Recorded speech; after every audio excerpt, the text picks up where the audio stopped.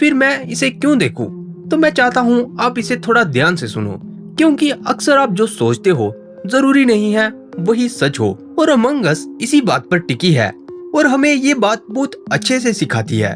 फिर चाहे आप उस शिप पर नॉर्मल टास्क करने वाले क्रूमेट हो या फिर आप शिकार पर निकले इम्पोस्टर हो, आप जानते हो कि आप सिर्फ सूट के कलर को देखकर नहीं बता सकते कि इस सूट के पीछे कौन छिपा है।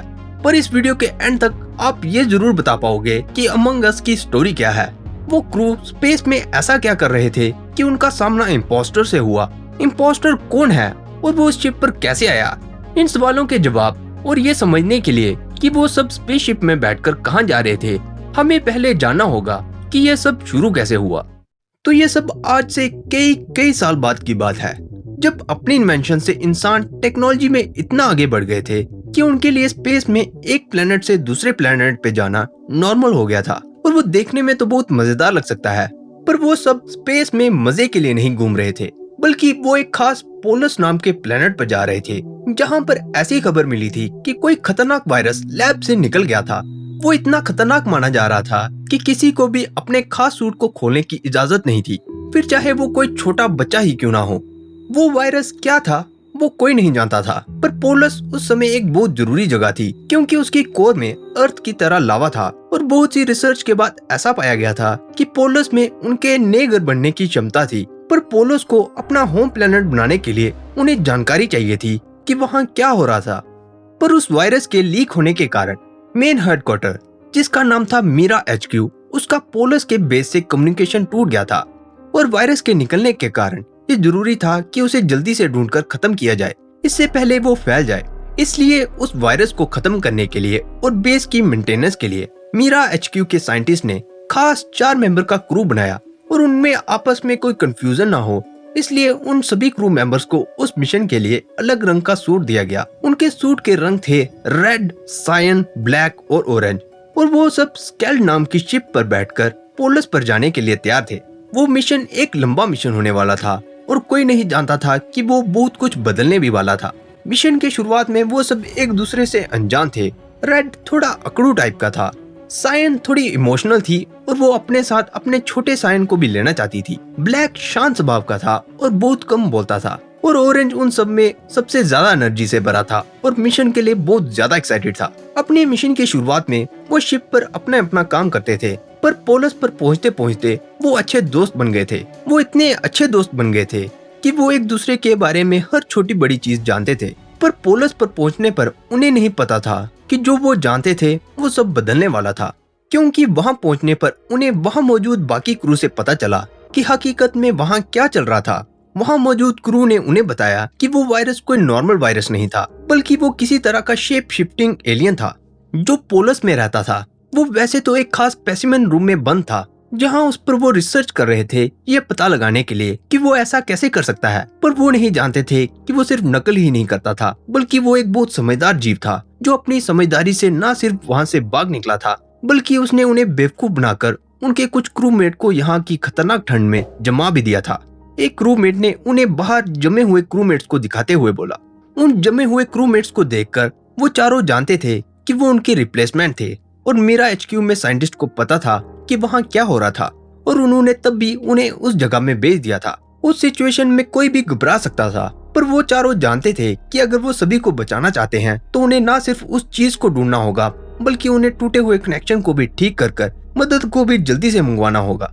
इसलिए वो अपनी पूरी एनर्जी से सभी कनेक्शन को ठीक करने लगे, ताकि वो जल्दी से हेडक्वार्टर तक इंफॉर्मेशन को अपलोड कर सके। और साथ मिलकर उन्होंने जल्द ही सारे टास्क को कंप्लीट कर दिया था, और सिर्फ एक आखिरी टास्क रह गया था, और वो था सभी क्रूमेट्स को वापस घर तक पहुंचाना। इसलिए इंफॉर्मेशन को अपलोड करने के बाद वो शिप पर बैठकर घर लौट रहे थे। तो इस तरह वो सब क्रूमेट उस शिप पर आए थे और वो शिप से मीरा HQ की तरफ लौट रहे थे। उस शिप पर तब तक तो सब नॉर्मल था, पर जल्द ही उनका सामना सच से होने वाला था, क्योंकि वापस लौटते समय अचानक से शिप में लाइट खराब हो गई। ऑरेंज, जो लाइट को ठीक करने का एक्सपर्ट था, वो जल्दी से इलेक्ट्रिकल रूम में गया ताकि वो लाइट को ठीक कर सके। पर जब उसने लाइट ठीक की तो वो शॉक में चला गया, क्योंकि उसने अपने सामने छोटे सायन को रोते हुए देखा। ऑरेंज में सायन की तरफ देखने की हिम्मत नहीं थी, पर वो जानता था कि छोटा सायन क्यों रो रहा था। इसलिए उसने छोटे सायन को उठाया और उसने इमरजेंसी मीटिंग बुलाई और सबको सायन के बारे में बताया। रेड और ब्लैक जो वो सुनकर शॉक में थे। वो समझ गए थे कि वो एलियन पहले ही उस शिप पर आ गया था और उनमें से कोई एक क्रूमेट इम्पोस्टर था, पर बिना किसी सबूत के वो उसका पता नहीं लगा सकते थे। रेड और ब्लैक जानते थे कि ऑरेंज दिमाग से ज्यादा इमोशन पर फैसला लेता था, इसलिए उन्होंने उस मीटिंग को स्किप कर दिया ताकि वो एक प्लान बना सके असली इम्पोस्टर को पकड़ने के लिए। उन्हें वो प्लान इस तरह से बनाना था कि जिससे इम्पोस्टर को ये पता ना चले कि उन्हें इम्पोस्टर के बारे में पता था और वो उसे ढूंढ रहे थे। इसलिए उन दोनों ने ऑरेंज को इस बारे में कुछ नहीं बताया, पर उन्हें अब पहले से ज्यादा अलर्ट रहने की जरूरत थी, क्योंकि वो जानते थे कि वो वायरस अपनी शेप बदल सकता था, जिसका मतलब था वो किसी टाइट चीज में भी छिप सकता था। और अगर वो ऑरेंज को अकेला छोड़ देते तो वो उसका शिकार बन सकता था, क्योंकि किसी कारण से इम्पोस्टर अकेले क्रूमेट का ही शिकार कर रहा था। उनका प्लान था कि वो हमेशा साथ में ही रहेंगे, ताकि जब कोई एक टास्क कर रहा हो तो दूसरा नजर रखेगा, और ऑरेंज अकेला ना रहे इसलिए वो हमेशा उसके पास रहते थे। उनके लिए इम्पोस्टर को ढूंढना अब और भी ज्यादा जरूरी था, क्योंकि अगर वो अब फेल होते तो इसका मतलब था इम्पोस्टर मेन हेडक्वार्टर तक पहुंच सकता था। उन पर खुद को बचाने के साथ बाकियों को बचाने का भी प्रेशर था। वो जानते थे कि इम्पोस्टर शिप पर तो था, पर उनका गलत फैसला किसी क्रूमेट की जान ले सकता था, इसलिए उन्हें ये काम बहुत ध्यान से करना था। पर उनके अलर्ट होने पर भी धीरे धीरे क्रूमेट घटते जा रहे थे, और हर घटते क्रूमेट के साथ उनका एक दूसरे पर भरोसा भी कम हो रहा था। शिप पर कभी ऑक्सीजन कम होने लगती थी तो कभी शिप पर लाइट्स बंद हो जाती थी। वो वायरस इतना एडवांस था कि वो सिक्योरिटी तक को बंद कर देता था। रेड और ब्लैक जो सोच रहे थे कि वो उस इम्पोस्टर को पकड़ लेंगे, पर जब शिप पर 4 ही क्रू मेंबर रह गए तो उन्होंने फैसला लिया कि वो उसे खत्म करेंगे। इसलिए रेड और ब्लैक ने हार मान ली और इम्पोस्टर से कहा अगर वो चाहे तो वो उन्हें मार सकता है। पर वो जानना चाहते थे कि असली इम्पोस्टर कौन था और क्यों वो सबको मार रहा था। शिप पर बचने वाले क्रूमेट थे रेड, ब्लैक, ऑरेंज और ग्रीन। रेड सोच रहा था कि ग्रीन इम्पोस्टर था, पर ब्लैक सोच रहा था कि ऑरेंज इम्पोस्टर था। पर जब वो चारों इकट्ठे हुए वो देखकर हैरान थे कि उनमें से कोई इम्पोस्टर नहीं था, क्योंकि जिसने अपनी शेप चेंज की थी वो सायन था। ऑरेंज उसे देखकर पहले से भी ज्यादा हैरान था। वो ये नहीं जानना चाहता था कि सायन वहाँ कैसे था, क्योंकि वो जानता था कि उसने कभी सायन की बॉडी देखी ही नहीं थी। पर वो ये जानना चाहता था कि उसने ऐसा क्यों किया। सायन ने कहा कि मैंने वही किया जो इन जैसे मॉन्स्टर को मिलना चाहिए था, क्योंकि इन्होंने न सिर्फ मेरे प्लेनेट को अपना प्लेनेट बनाने की कोशिश की, बल्कि हमें किसी जानवर की तरह समझा जो सिर्फ एक्सपेरिमेंट के लिए बने हों। तुम कभी सोच भी नहीं सकते इन्होंने उस लैब में हम पर कैसे कैसे एक्सपेरिमेंट किए, सिर्फ ये पता लगाने के लिए कि हमसे कोई सूट बनाया जा सकता है या नहीं। इनके लिए सब कुछ एक एक्सपेरिमेंट था, जिसमें फेल होने वालों को ये लावा में फेंक देते थे और जो पास होते थे उन्हें ये मीरा HQ में भेज देते थे। और मैं उन्हीं पास हुए स्पेसिमेन में से एक थी। मीरा HQ की लेबोरेटरी इससे भी बुरी थी, क्योंकि वहाँ पे वो हम पर ऐसे एक्सपेरिमेंट करते थे जिससे वो ये पता लगा सके कि वो हमारी एनर्जी को निकालकर कैसे अपने बेस को पावर कर सके।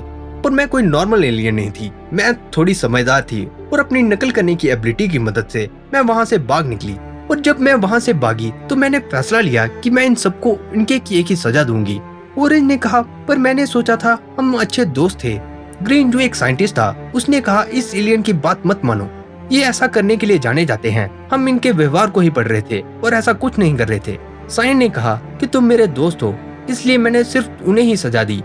ग्रीन ने फिर से बात को काटते हुए कहा कि मैं कह रहा हूँ कि इसकी बात मत मानो, उस बटन को दबाओ और उसे स्पेस में फेंक दो, ये एक खतरनाक एलियन है। ऑरेंज को समझ नहीं आ रहा था कि वो क्या करे, पर वो जानता था कि वो चाहे जो भी करे वो उसे जीत नहीं सकता था। वो सोच में डूबा ही था कि तभी उसने देखा रेड ने अपने बड़ा सा मुंह खोला और ग्रीन को खा दिया। और इससे पहले वो उस बटन को दबाता उसने देखा कि वो ब्लैक के मुंह में था। रेड ने ग्रीन को मारते हुए कहा कि तुम सही थे और ऑरेंज को तुम्हारी बात मान लेनी चाहिए थी, पर एक बात जिस पर तुम भी गलत थे वो ये थी कि हम कोई वायरस नहीं है, बल्कि हम तुम्हारी सोच से भी खतरनाक चीज हैं। और जब ऑरेंज ब्लैक के मुंह में था उसने देखा सायन उसके जितना ही हैरान थी और उसे भी नहीं पता था कि रेड और ब्लैक भी इम्पोस्टर थे।